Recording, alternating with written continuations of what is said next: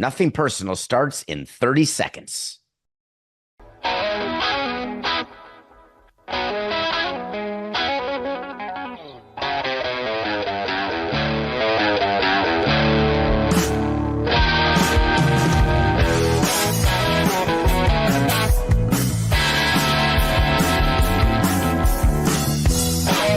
It's just business. This is Nothing Personal.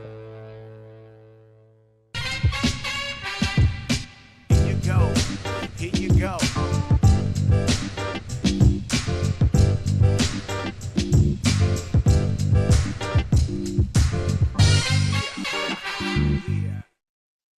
Lucky 7. That's the Nothing Personal word of the day. It is Tuesday, January 21st, 2025. Lucky 7, as in 7 AFC championships in a row. Love them or hate them, but the Kansas City Chiefs, if it's AFC Championship Sunday, Championship Game Sunday, Conference Championship Sunday, come on, Coca, 4869. You're welcome, Sarah. If it's Conference Championship Sunday, it must be the Kansas City Chiefs. Somehow they got through the Texans. We certainly know why. I don't want to look at one more doctored TikTok or Instagram or meme or tweet about Andy Reid or Patrick Mahomes French kissing a referee or on his knees. Did you see any of those, Coca? It was obscene. And I don't mean like Supreme Court level obscene. I just mean gross. Is it true that they protect Patrick Mahomes in a way they clearly don't protect Lamar Jackson? No question about it. Is there some sort of implicit bias toward Patrick Mahomes and the Kansas City Chiefs? No question about it. Does the NFL love having the Kansas City Chiefs in the championship game? No question about it. They drive business. Is it the Taylor Swift effect? Is it the, I was going to say Greg Kelser. That's funny. Is it the Travis Kelce effect? Whatever is going on, the Kansas City Chiefs have delivered again in a tough win they got over the Texans. Before we talk about the Texans and the Ravens losing, I want to mention one thing that got a bit of attention on this weekend during the Chiefs-Texans game that was extremely frustrating to me. Right at the beginning of the game, there was a cornerback named Chris Boyd who appeared to have shoved his special teams coach on the sideline. There's been video of it, and it certainly needed to be discussed and explained after the game. And I could not believe Texans coach D'Amico Ryans, who said yesterday that push was not done when he pushed Frank Ross, the special teams coach. That was not done in a disrespectful manner. So there are two kinds of pushes, I'll grant you. When you are in a game or you are watching a game and you're with your friends or you're with your teammates and something fantastic happens and you do the chest bump or you push each other. Sometimes you just go up to somebody and just push them randomly out of excitement. The jovial push. Chris Boyd did not jovially push Frank Ross. That was a violent, angry, emotional push.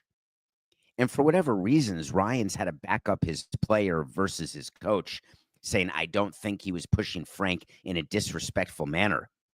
I think it was more so he was fired up, overly fired up.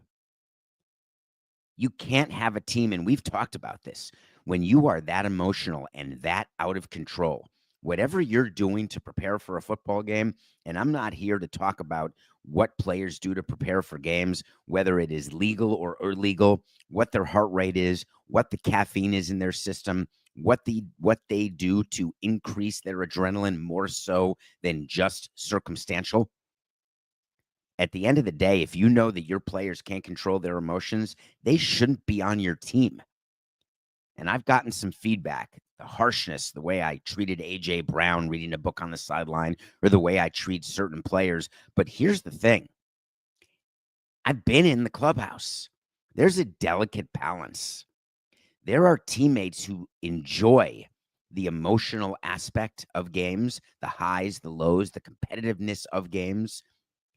They relish the wins.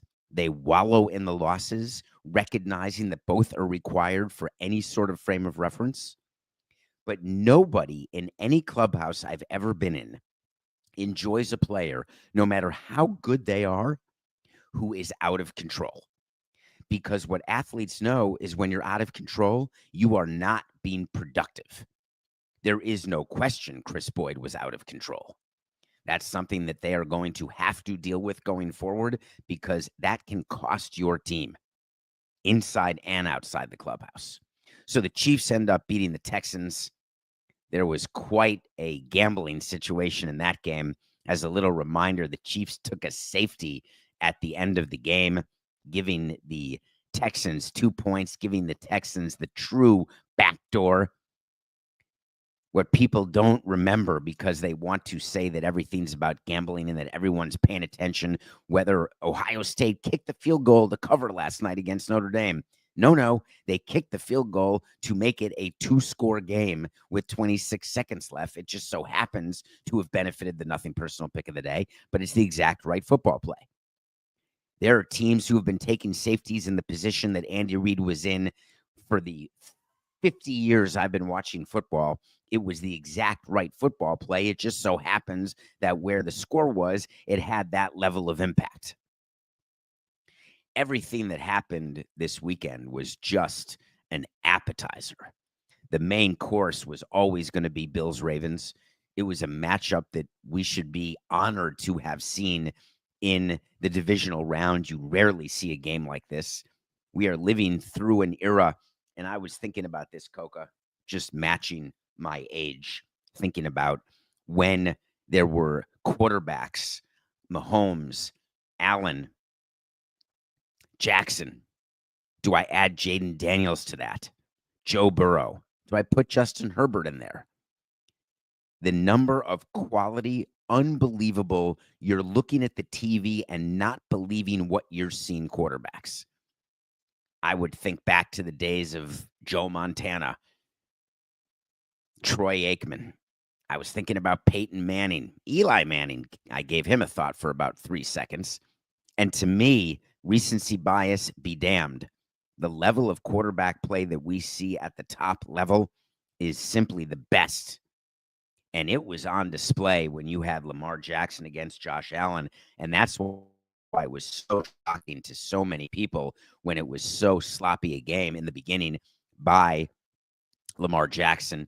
He does not customarily turn the ball over, lose fumbles, throw interceptions. He had a season of almost perfection in that regard. You saw Josh Allen not throwing for 300 yards. You saw ground games that mattered. And that game ends up going down to a 2-point conversion to tie the game and send it to an overtime, which would have been epic. A playoff overtime with Josh Allen and Lamar Jackson. And out of nowhere, the tush-push tight end Andrews drops the 2-point conversion pass from Lamar Jackson. And just like that, a narrative continues, a narrative changes. Josh Allen gets back to the AFC Championship for the first time since 2020. And Lamar Jackson could be looking at a third MVP. I put up 4 fingers if you're witnessing this on the Nothing Personal with David Sampson YouTube channel. A third MVP, making him, I believe, Coca, the only player in history to have 3 MVPs before a Super Bowl appearance. And you just feel for Lamar. He was so frustrated at the end of the game, thinking to himself that you've pushed the boulder up, and these guys push it up starting in off-season OTAs, and they continue through preseason, the slog of not playing, gutting through an 18-game regular season, absolutely crushing an 18-week regular season. I was thinking ahead when there will be 18. You heard that one, Coca, right, from Goodell? We talked about this on Nothing Personal. Of course, they're going to go to 18 regular season games before the expiration of this collective bargaining agreement. That was as sure as the sunrise here in a couple of hours in Seattle. There is going to be an 18th regular season game and take away a preseason game, which no one wants to play. No one does play. No one wants to buy tickets for. They're forced to, and they're angry. Plus, it gives another home game to a team where everybody gets 9 home games per year, which means everybody's eligible to play international games, which means they're going to increase the slate of international games. Believe me, it's all coming. I digress. So we're back to Lamar Jackson having a tough loss. The interview after the game, I was heartbroken for him. Just his level of emotion and frustration. You can understand you've pushed the boulder up for a whole season, and then it's gone on a drop pass. Whether it could have been a crisper pass, a more crisp pass by Lamar, what it could have been in a better position for Andrews, doesn't matter. Whether it mattered with the missed extra points, anything, made extra points. The Ravens are done. And I had the Ravens winning the Super Bowl over the Lions. 0-2 in the divisional round. Seeing Dan Campbell cry made me smile a little bit. I like when grown men cry because I get to think about Rosie Greer. I get to think about, I'm really Rosie, and you're Rosie real. You better believe me. It's all right to cry, Rosie Greer, one of the great big football players who sang that song and wanted boys to know that it was okay to cry. I was fine with Dan Campbell crying. I love the emotion. That's the whole Boulder emotion, where the Lions have been working towards something. They thought they were there. They were the number 1 seed in the NFC. And before you can even catch your breath, they're eliminated, losing to a rookie quarterback who is putting himself in contention to be one of the best quarterbacks in the game as a rookie. The poise of Jayden Daniels, the ability to make decisions as a rookie, having the legs, the arm. You put legs, arm, and composure together, you get yourself to an NFC Championship. The league's got to be happy with Bills Chiefs. As much as everybody is rooting for the Bills to beat the Chiefs, I think everybody would like a Bills Commanders Super Bowl. I, for one, couldn't be happier for Saquon Barkley, as painful as it is for Giants fans to watch Saquon rush for 205 yards, like the 5th best game of all time postseason. Hard to tackle him. There was one thing that happened this weekend, Coca, that surprised me.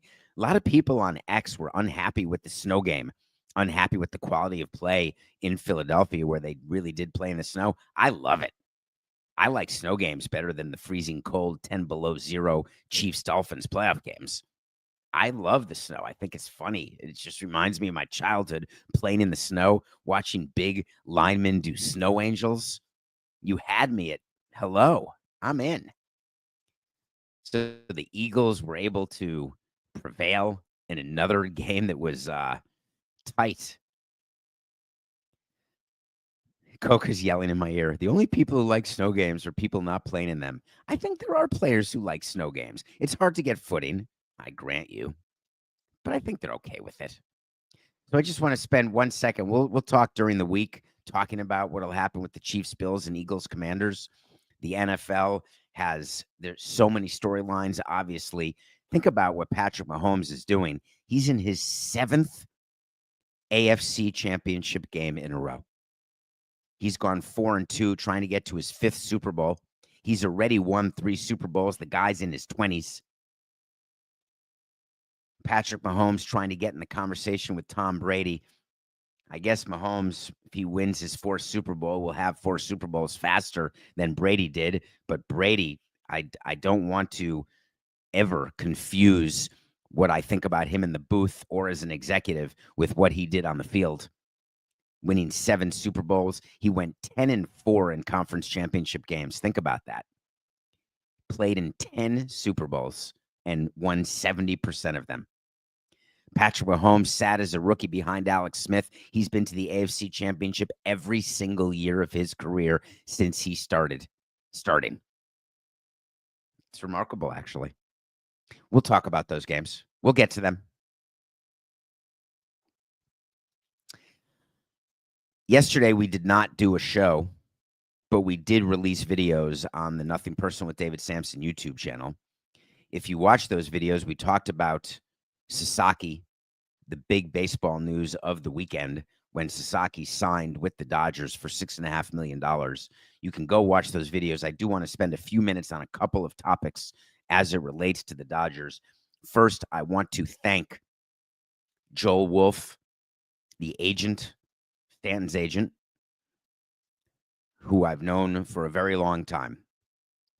I didn't have to send the text to him that I sent, and I almost felt badly that I sent it, but I wanted to make sure that we were all on the same page, that this coming week, starting today, is all about Ichiro. And while the Sasaki window to sign will end on Thursday, he could have signed up until the 23rd. These few days, when the Hall of Fame announcement comes later this evening, it's about Ichiro. There's no way Sasaki was going to step in Ichiro's news in his news cycle. Sasaki announced on his own Instagram that he's going to the Dodgers, and I was lucky enough to have a chance to speak to people within the industry after the signing, and it was awesome. There is talk everywhere of how bad it is for baseball, what the Dodgers did, how the Blue Jays, how everyone feels sorry for them because they made a trade to free up international bonus money, and it ended up being a waste because he went to the Dodgers. How the Padres thought they had a chance this whole time, except the executives of these teams realized that Sasaki was likely going to the Dodgers. It was reported he was going to the Dodgers. His agent said numerous times he wants small market. He doesn't want media attention. He doesn't need to be where other Japanese players are. He said all the things that would make you think, maybe he won't go to the Dodgers. He was always going to the Dodgers. The view inside baseball is that this was a setup. There was a prearranged deal. MLB will be forced to investigate. And hear me now and listen to me later. The investigation that MLB will do will be a little slower than the Ohtani investigation. Not much. But the result of the investigation, you can bet your sweet bips, will be the Los Angeles Dodgers did not violate any rules. The Los Angeles Dodgers did not have a pre-cut deal with Sasaki. Everything was as kosher as a ham and cheese sandwich. Why? Why would MLB need that result? MLB, like other leagues, is famous. They know exactly. We've talked about it with the NFL, that's for sure. The result of investigations is always known before the investigation starts, which is why Samson Coca et al. Wants to be the firm that does these investigations. What could be easier than knowing what you're supposed to know? It's like knowing where the end of the maze is and getting yourself through the maze because someone dropped chicken scratch. Chicken feed. Chicken scratch is people's handwriting, I think. Why did the Dodgers get Sasaki, and why is MLB fine with any potential impropriety? Because there's a lot of money that comes to MLB to have Sasaki on the Dodgers. There are deals that are done with Japanese players. There are marketing deals, huge marketing deals. And it is in the best interest of companies in Japan. It's in the best interest of the league in the United States, Major League Baseball, to have happy clients in Japan, happy promoters, happy agencies. Why? Think about this. The Dodgers and the Cubs are opening the season on March 18th in Tokyo. You will have Ohtani. You will have Yamamoto. You will have Sasaki. You will have money coming in international rights. And I don't mean the incremental dollars that the Dodgers make. I'm talking about money the league gets, which it then splits 30 ways. All of which is to say that it helps all teams when Sasaki goes to the Dodgers off the field. And in terms of on the field, for all of you saying that you can't believe how unfair it is, we have to have a cap, we have to have a floor, the Dodgers are 100% going to win the World Series, you must not be paying attention. There is no such thing as James, Wade, and Bosch in Major League Baseball. I've asked you 100 times if I've asked you twice. How many World Series did Mike Trout and Shohei Ohtani, two of the top 5 players in baseball, how many World Series did they win? How many playoff games did they win? The Dodgers' payroll of 375 is far greater. I've never seen a payroll like it, never thought I would.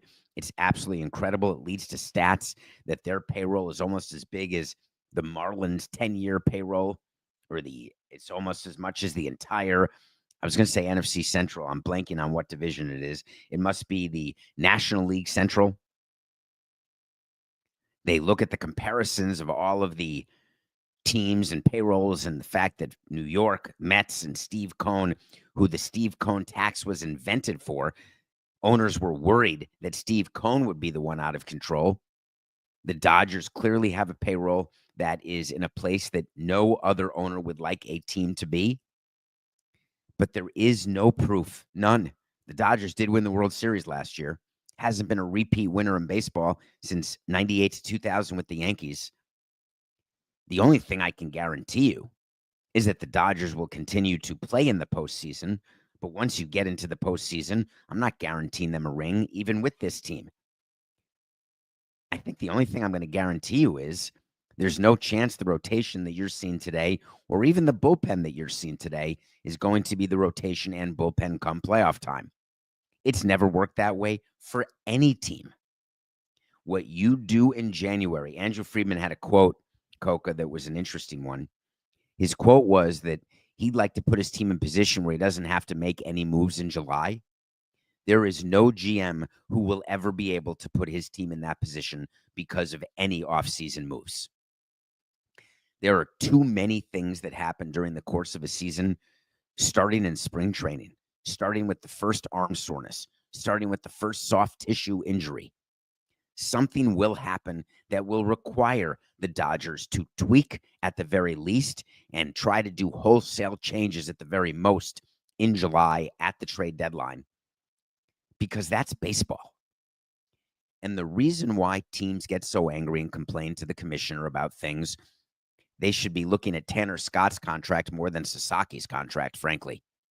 Giving Tanner Scott 4 years at $18 million a year. Forget the deferrals, forget the signing bonus, forget the net present value and the discount rate. That is an unbelievable sum of money to give to a bullpen arm. I don't care which bullpen arm. I could argue in his peak, Chapman, Jensen, Mariano Rivera. There are those that I could argue would be worthy of top of the market record contracts. Tanner Scott is a tough, tough lefty. There's no question. But $72 million, 4 years, the likelihood of him being effective for 4 seasons in Los Angeles, it's pretty small. And that speaks to the financial power that the Dodgers have had, since before I left baseball. We would spend plenty of time talking to the commissioner about this as we were entering collective bargaining negotiations. We would talk not just about the Dodgers. We would talk about the Yankees. We didn't talk much about the Mets.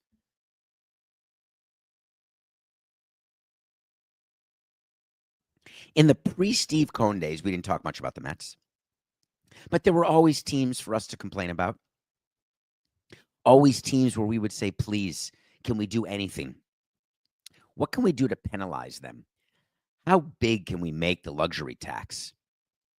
How low are we willing to put the threshold? In Bud Selig's days, he wanted 30 teams to agree, which made it very hard. In Rob Manfred's days, he's happy to have a 23-7 vote for a collective bargaining agreement.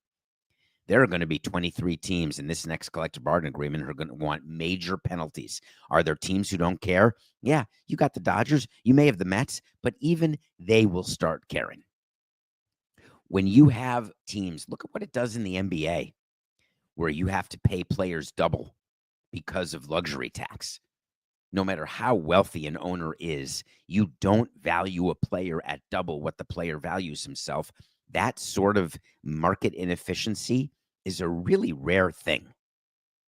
The only players who we value double to what we pay are players at the minimum, pre-arbitration players, some players in arbitration, some amazingly outperforming middle-of-the-road free agents where you can value at double what you're paying. But top of the market players, those like who are signing with the Dodgers, it's really hard to value them that way. And owners, no matter who you are, what you are, you just don't want to do it. So what I would say to all fans is this. We still have to play 162 games. If you are a team in the same league, in the same division, in the same sport, my suggestion to you is to not do what Tom Ricketts did and what Jed Hoyer did at Cubs when the Cubs convention, when the Cubs met the media, Cubs Hall of Fame. It was so good to see Andre Dawson and Sammy Sosa talking again. Sosa getting into the Hall of Fame for the Cubs. It's nice to see the detente there. Jed Hoyer talked about the Dodgers and said, people focus on the size of their payroll and the deferments and stuff like that, but it's just a great organization that's kind of running on all the cylinders. They do well in the draft. They do well internationally. They make smart trades. They do a good job finding value on the margins. And they also can go sign major free agents. So I just think that focusing on the amount of money they spend does a disservice to an organization that's running at a really high level. Thank God Jed Hoyer is not my president of baseball operations, because he wouldn't be for long. I don't want that sort of comment made about the Dodgers. I want Jed Hoyer on message.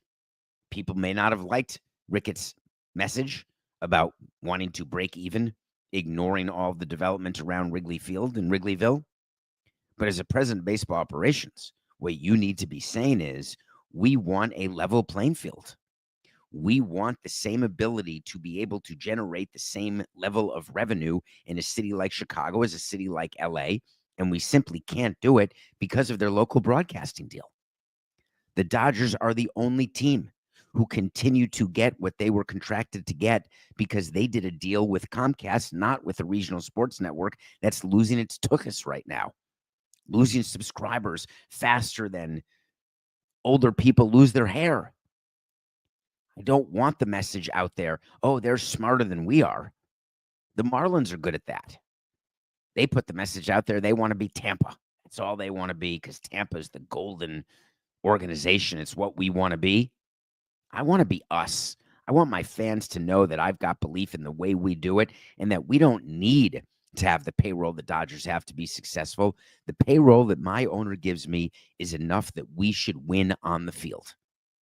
That's the type of message, even if you don't believe it, that's the type of public message that we wanted to give. Another baseball thing that happened this weekend that interested me greatly was the fact that Anthony Santander signed with the Blue Jays. The Blue Jays gave him $92.5 million. I don't want to say it's the same thing as the Max Fried deal, but it sure as heck fire felt that way, didn't it? When the Yankees did not get Soto, you remember they immediately went out and signed Max Fried, and people may not remember that was earlier in the offseason, to this outrageous 200 plus. I think they gave him 8 years to a guy who's had a hard time staying healthy. I'm not saying that Santander does not deserve the contract. I'm saying it's not a coincidence that the narrative around the Blue Jays has been always the bridesmaid, never the bride. Always close to getting Judge, Ohtani, Burns, name the player, Sasaki, a finalist for Sasaki. And now what do they have? They have no extended Vladimir Guerrero Jr. They have a window that could be closing. They have an owner willing to spend money and sign free agents, and they've done it year after year. I never viewed any of the 4869. I never viewed any of the Blue Jays signings as desperate the way I view this one. And I get it. I understand why Ricketts signed Edwin Jackson during the Cubs rebuild, because he couldn't take the press of the Cubs being so bad for so long. And Theo Epstein, who was the GM at the time, just said to Ricketts, you want Edwin Jackson? You want to give him, what did they give him, Coca? $50 million? Give him $50 million, but it's a waste. The Blue Jays are trying to hang on to something. They're trying to change the thought process of the fans and of the general media and of the industry, that they are an unattractive market, that there's a reason they're not getting these players done. But guess what? A signing like this, it perpetuates that feeling.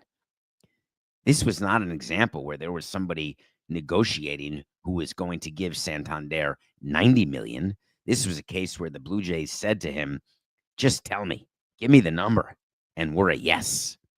Those signings generally do not work out, no matter what the deferrals are. All right, Coca, let's go to a break. When we come back, we're going to review Tim Matheson's new season of Virgin River. We will talk a little bit about some of the events of yesterday, and then I want to talk to you about what exactly I am doing holding a microphone on a random Tuesday morning. We'll be right back.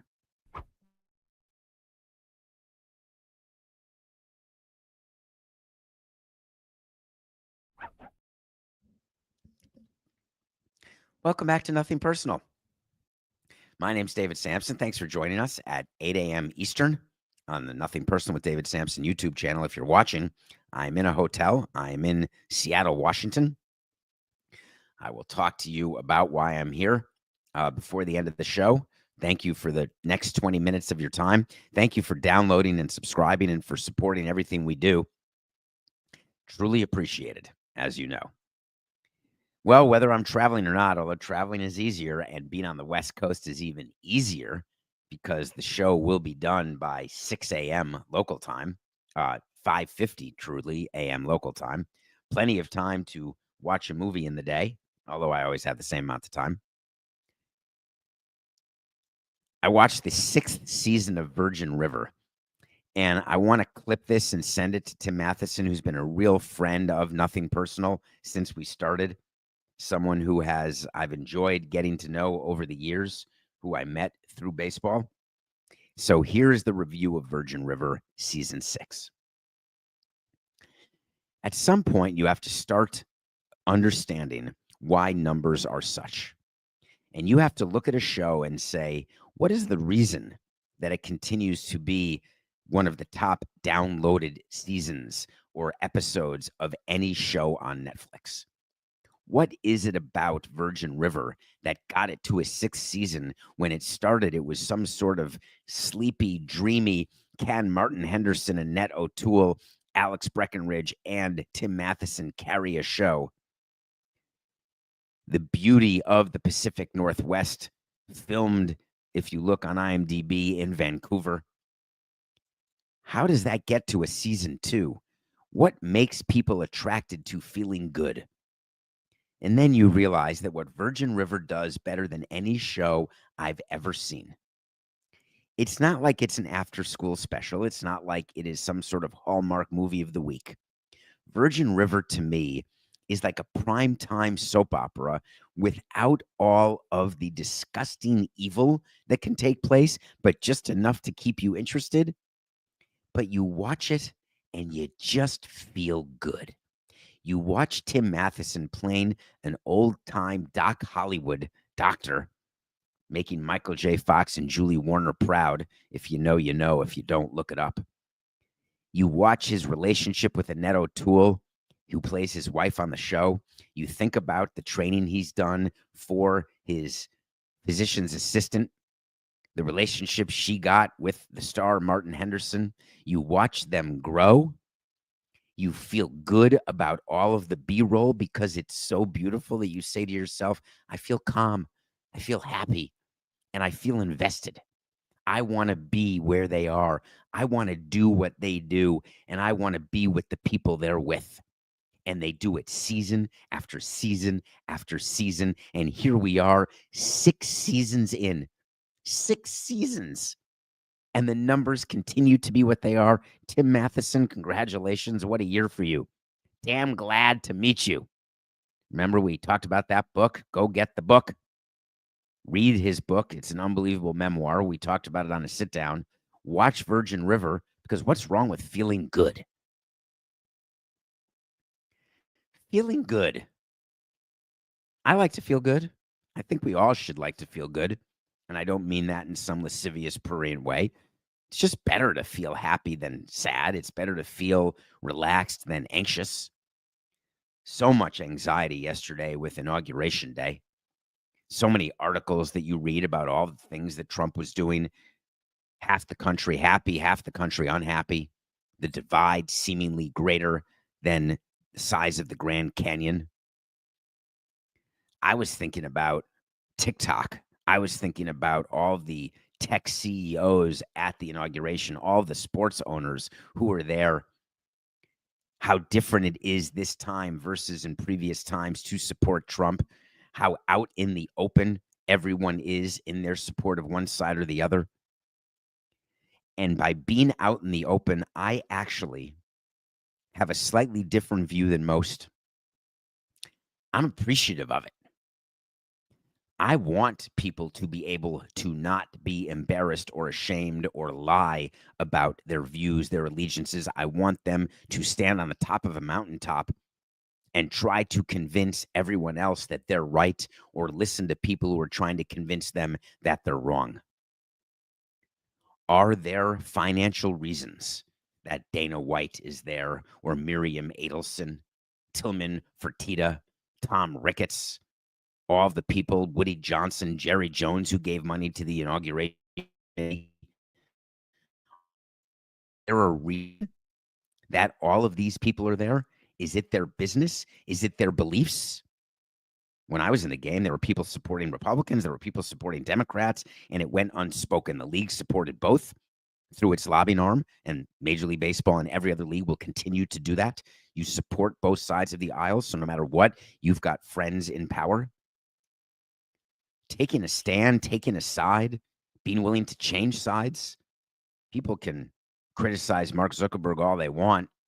It's his right to change. It's his right to believe that Lauren Sanchez is someone he wants to sit next to. It's his right to believe that there's a benefit to his business and to his shareholders. He may be worth hundreds of billions, but guess what? There's a lot of people out there who want Meta to continue to increase in value. It's to their benefit too. He's got a fiduciary responsibility to do what's best for his company and his shareholders. Being more open about it. Donald Trump, you know what you're getting. If you are in favor of his policies, you're getting his policies. It's all I've ever asked for in a candidate. Tell us what you're going to do and then actually do it. Let the voters decide. And the voters have spoken. We will see Donald Trump here for the next 4 years. We will have to deal with certain things that are irrational, as we do with all presidents. We will have to deal with certain things we disagree with, as with all presidents. We will have to deal with people and branches trying to work together, legislative, judicial, executive. We will see the push and pull for power, as we always do in Washington.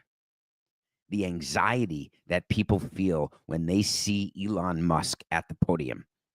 Don't even get me started about making fun of Asperger's or autism, the way people made fun of him and Barron. Stop that. If you want to disagree with policies, disagree with the consolidation of power, the corruption that exists, I'm fine. Let's not get personal. Do I find it troubling that Elon Musk is this close to power? Can I submit a list to you of the people who have been close to power with both sides of the aisle? You think that no one was close to power when Obama was there, or Clinton, or Biden? Of course they were. Did they do it in a quieter way? Did they do it in a less in-your-face look at me? Of course. But that doesn't make what Elon Musk is doing wrong. It makes it something to pay attention to. But I remind you, you can only pay attention to things that are apparent. If there is stuff going on in the shadows, which is something we've always thought existed in government, it's something you think exists in your company, everyone at the C-suite level is doing things against the employees. Wouldn't it be better if everyone had the truth serum? Everyone wore on their lapel what they were doing, what they were thinking? It was a world of what women want. That's an old movie reference. That may be a Mel Gibson movie, by the way, with Helen Hunt. I'm escaping my mind right now. I think that's the movie where he could read or hear everything women were thinking. I think that's the world you want. A combination of that and Liar, Liar, where when someone's lying to you, you don't have to guess. I mean, that'd be the end of Survivor, obviously, but there'd be a ton of ways that it would be way better for our world if whenever someone lied, like with a dye pack when you steal money, or when you're in the water and you go pee-pee and it turns blue. How about a world? This is great. How about a world where when you lie, all of a sudden your face turns orange. Be crazy. All right, let's segue. I guess I'd heard so often, I don't really get this one. I don't know where it came from, that deaths come in 3. I wasn't familiar with that, though. I'd heard it, and I always am counting deaths.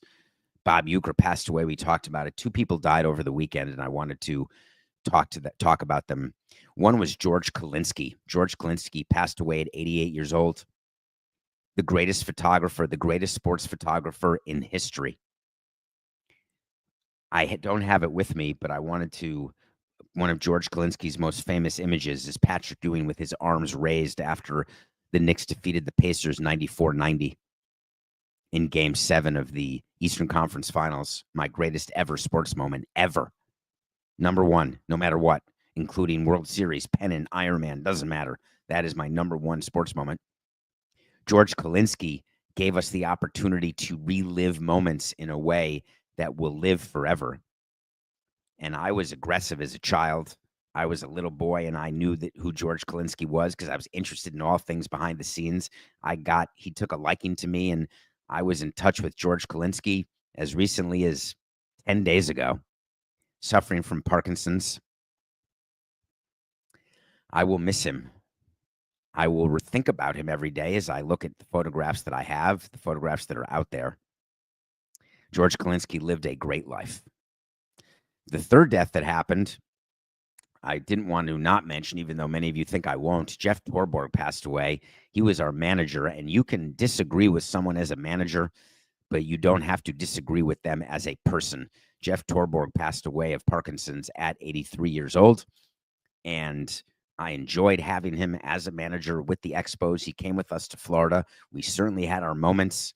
Firing him was the best thing that ever happened because of what we were able to do with Jack McKeon and winning the World Series, but it doesn't mean I wish ill of him or his family personally. His sons, Greg and Dale. Thank you, Jeff. Enjoyed working with you. So the reason I'm here, I'm in Seattle. Today is Hall of Fame Day. Today is the day that on March 19th or March 21st of 2019 was Ichiro's last game as a Seattle Mariner that took place in Tokyo. I was out of the game already, but after having had Ichiro as a player for 3 years and having a relationship with him that transcended president-player, I flew to Tokyo to watch his at-bat. We had a conversation. He actually went 0 for 4 in his last game. And after his final at-bat, we had spoken, and we've spoken in the years since. Obviously, the Hall of Fame to Ichiro means more than just about, for sure, any other player I've ever come across. I've spent many, many, many, many hours in games with Andre Dawson and Tony Perez. You don't have to say, look at me, Louie. They were our special assistants. Having Ichiro and his relationship to the Hall of Fame, it was just different. He visited the Hall of Fame as an active player more than any player ever. He is donating all of his items, all of his memorabilia to Cooperstown upon his passing. There are already so many artifacts in the Hall of Fame, and today, as a first ballot Hall of Famer, he will be announced on MLB Network at 6 p.m. as being elected into the Hall of Fame. The question is, will he be unanimous? If you asked Ichiro, he would tell you that being unanimous is not what he thinks about. And I will tell you what I said to Ichiro. It's what I think about. When I was able to see him yesterday, we talked about the plans for the week, but in a way that was very humbling, saying, if it happens tomorrow, if I'm lucky enough to be elected, if I can get over 75%, we'll take a trip and see each other in Cooperstown. And we don't know for sure, but we do. The question is, will he get 100%? Will Ichiro become the first ever unanimous position player elected to the Hall of Fame? Only Mariano Rivera has been on 100% of the ballots. Right now, Ichiro is tracking to 100%. And tell me one reason why anyone would leave Ichiro off a ballot. I can't. We'll go through the entire ballot tomorrow. Don't be surprised when you hear CC Sabathia, first time eligible. He's going to get into the Hall of Fame today. Don't forget the season he had in 2009, teammates with Ichiro, by the way. The season he had in 2009, Cy Young, World Series champ, over 250 wins, which is the new 350, given the way wins are. Don't forget the season he had when he was traded to Milwaukee, what he did for them. He had some dominant times. First ballot Hall of Famer, he's going to get the votes. A much bigger question is about Billy Wagner. And I just have one quick Billy Wagner story, Coke, if that's okay. Billy Wagner was a lefty closer who was dominant. He struggled in the postseason, but I never saw him in the postseason. I only saw him in the regular season. And he was unhittable. He was barely taller than I was. And the way he delivered the power of his pitch, people talk about when pitches look faster and feel faster than they are. He was pitching mid to upper 90s, and it looked like 110 to 120. It was like Sid Finch type stuff. He was a bulldog. He had an ERA under 2 in his final season. He is a closer that when you look at Hall of Fame closers, Billy Wagner belongs. But this is his last shot. He only had 5 votes too few last year.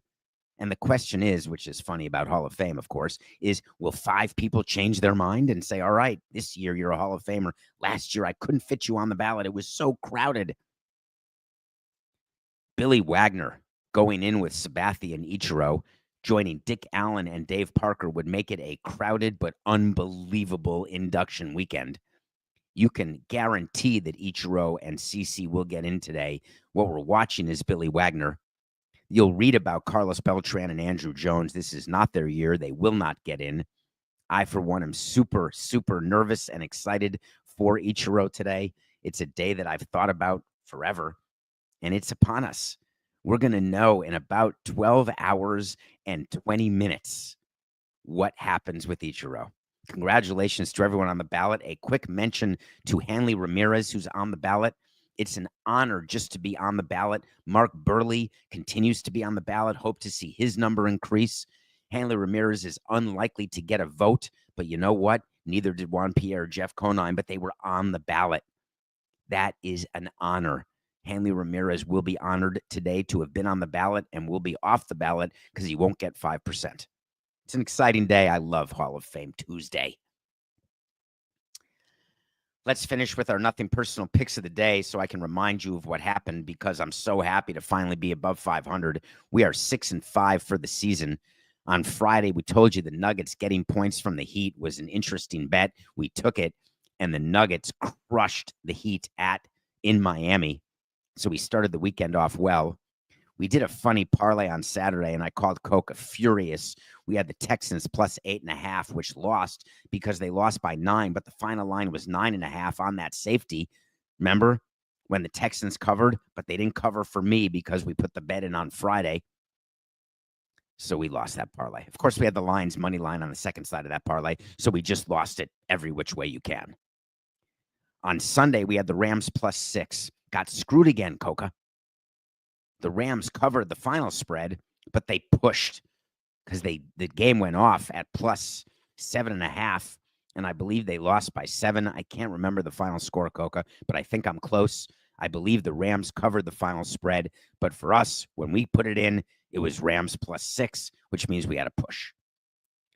Last night, we got the benefit of that last second field goal, the correct play by Ryan Day. Congratulations on them winning. The college football season has come to an end. Let's start focusing on spring training. I just remember so well wanting football season to end as quickly as possible so people would focus on baseball. Football season's coming to an end February 9th. College football finally done. Ohio State national champions. LeBron James exhausted. We had Ohio State minus 8.5 over Notre Dame, and we needed it. We got it. So we are 6-5. Thank you to that field goal. All right, the game tonight. We've got the Wizards in LA. We've got LeBron James in Atlanta watching Ohio State win. I did the math. Let's say the game ended at 11:20. He gets himself, it's not far to get to Hartsfield. Let's say it's 15 minutes, gets right on his plane. Let's say he can get wheels up by 11:45. Let's say it's 5 hours to LA with a 3-hour time difference. You land at 1:45. Let's say he gets home at 2:10 because there's a car waiting right at LAX where he lands or Burbank or wherever. I'm just saying he was out late last night. The Lakers are giving 12.5 points to the Wizards. I'm not exactly sure they can beat anybody by 12.5 points. Taking Jordan Poole and his untied shoelaces seems very difficult, but we're doing it. Wizards plus 12.5 over the Lakers is our nothing personal pick of the day for today. Have a great day, everybody. Please watch the Hall of Fame. Guess what? We'll be back live tomorrow, 8 a.m., to talk about the results of the ballot, to talk about whatever happens today, because when it comes to getting 100%, it's just business. Let's go. This is nothing personal.